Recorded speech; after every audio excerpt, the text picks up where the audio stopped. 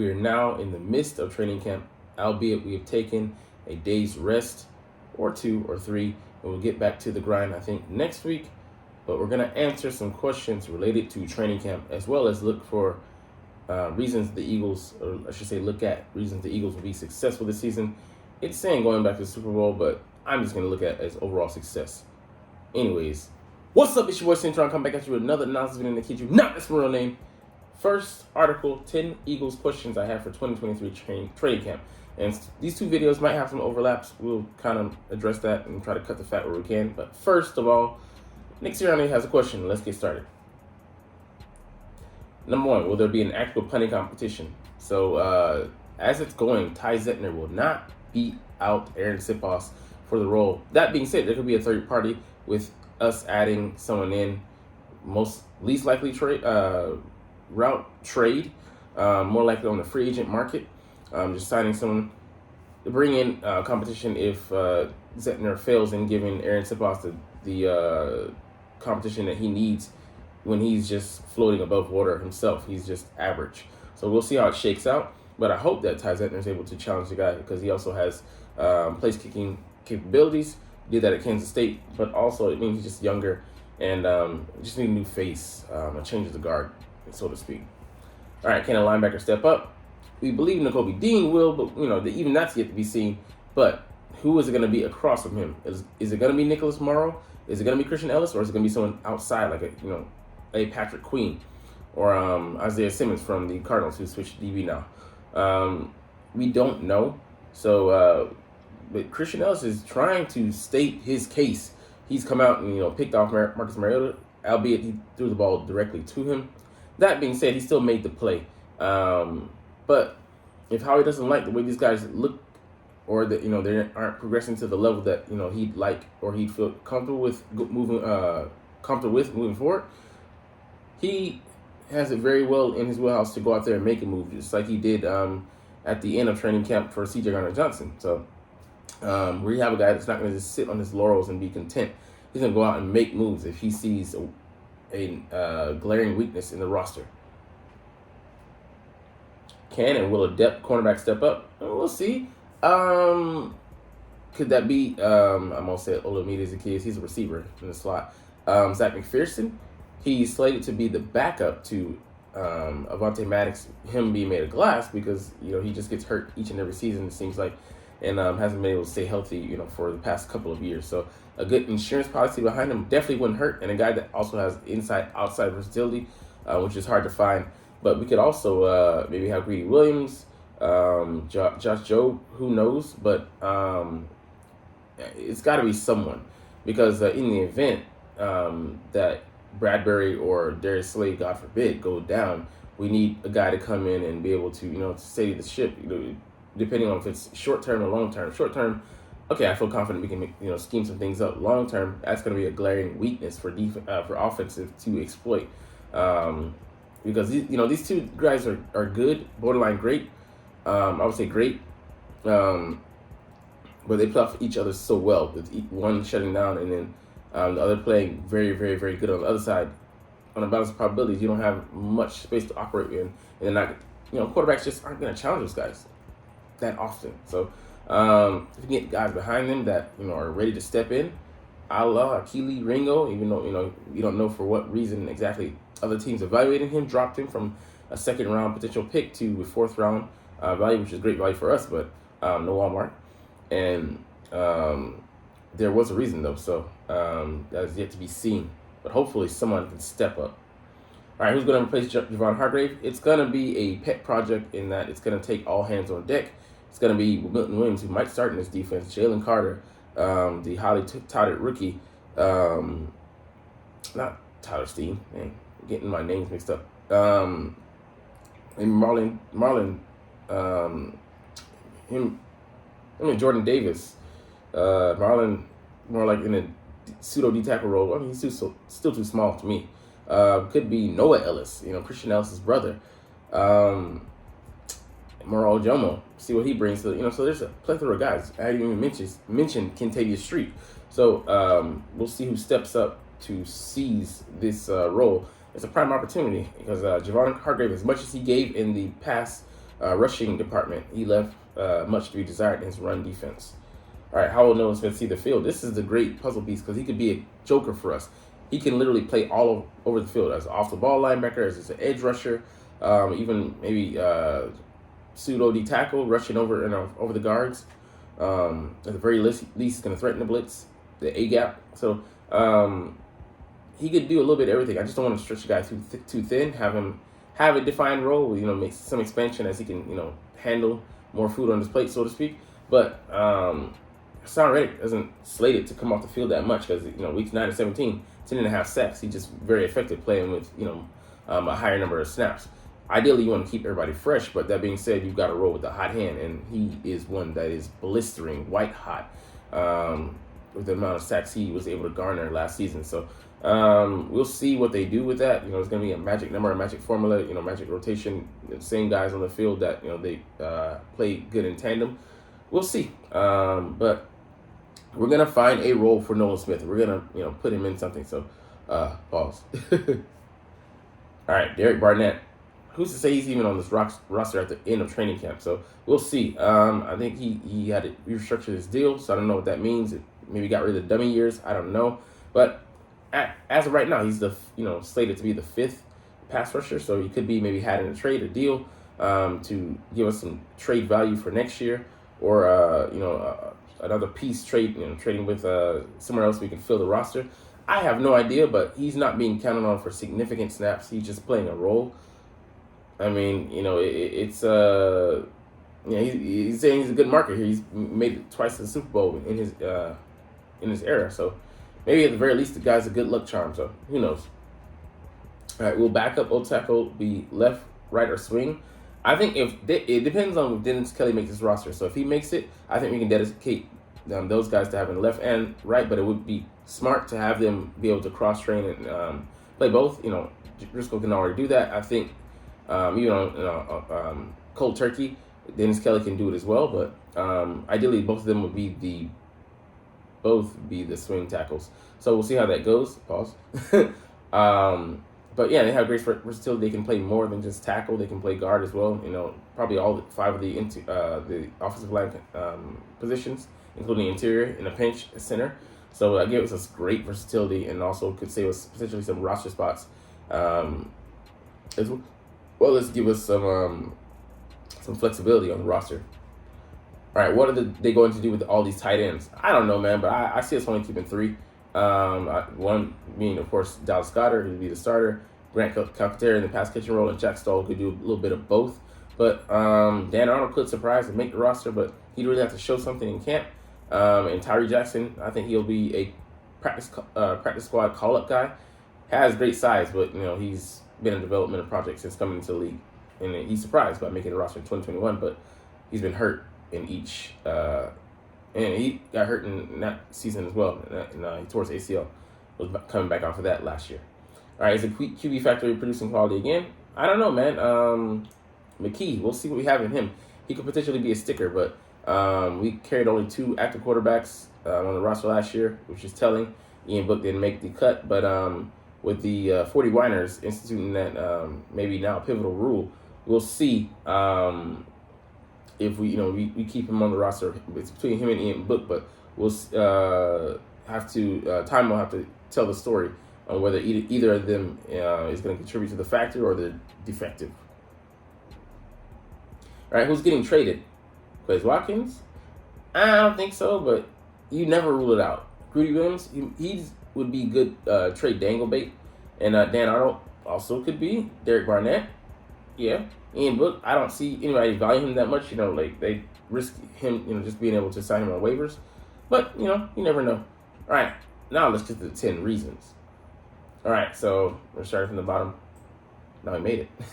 All right, so 10 reasons the Eagles will win the Super Bowl. I'll change this to have success over the season because to make it again, tough. To go back to even just the postseason, that's an arduous task in and of itself. So, Jalen Hurts is good. You're stating the obvious here. Yeah, can he build off of last season? Can he be consistent? Can he produce again? Those are the questions we're asking. But given his nature and the work that he puts in, I mean, it's all short of guaranteeing you how we're gonna have success, you just see that the guy wants it more than most, more than we knew that he had, that had it in him. So even if he gets to the double digits at picks, he stalls out a couple drives here and there, more so than he did last year. I still see us having success. We're just built to have success with this offense, and then we can always go back and allow in the rushing game, which we did a good amount last year, having the most TDs, like 40 or so plus, maybe 42, throughout, including the playoffs, which is just monstrous. All right, number 2, they have the best offensive line in the league. Jordan Mailata, Landon Dickerson, Jason Kelsey, Cam Jurgens, or Tyler Steen. Really doesn't matter, to be honest. And that's no knock on either one of them, saying that they're replacement level, which they're not. It just speaks to their potential, as well as the cast around them. Lane Johnson. You don't have a better starting five out there. This ain't basketball, but yeah, we got ours, man. And they're at a mix of in different places. Lane Johnson and Jason Kelsey being the elder statesman, second year guy, rookie, third year guy, fourth or fifth year guy, and he's still growing into position. So we have so much potential, even though they're this good, great line, they still can get better. It's comforting that we can lean on those guys, and I'm so glad that Philadelphia builds through the trenches. I used to lambast this strategy, thought it was boring, it wasn't sexy. Man, now I've come around full circle because, man, it is great to have stability. First of all, with the guys who can provide protection for your most important investment, your QB. All right, number 3, they have the best wide receiver 1, wide receiver 2, and tight end 1 trio in the NFL. And it's hard to argue with the results. Yeah, you could say the guys in Cincinnati have a talent trio, but they don't have the tight end. The Buffalo Bills as well. Buffalo Bills, Dallas. They have a good 1-2, solid 1-2. But I don't.